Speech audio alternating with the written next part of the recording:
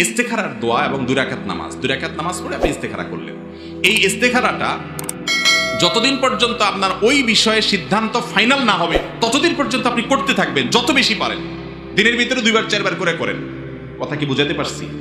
ইস্তেখারা করতে করতে করতে করতে যদি আপনি মন থেকে সেভাবে সত্যিকারের সঠিক পদ্ধতিতে ইস্তেখারা করতে পারেন, এরপরে সিদ্ধান্ত দেখেন কোন দিকে আগায়। যদি বিয়ে হওয়াটা সহজ হয়ে যায় তাহলে বুঝবেন এখানে কল্যাণ আছে, আর যদি বিয়েটা ভেঙে যায় না হয় তাহলে বুঝবেন যে ইস্তেখারা করছেন না হওয়াটাই কি ছিল, কল্যাণ ছিল। এখন কথা হলো ইস্তেখারা করে বিয়ে করলেন, এরপরে দেখলেন যে কয়দিন পরে সেটা টিকলো না, যেমনটা এই প্রশ্নকর্তা বললেন।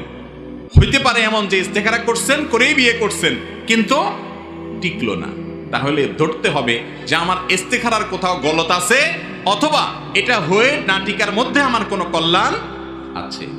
অনেক ভাঙার ভিতরে কল্যাণ থাকে না, না থাকে? সব কল্যাণ কি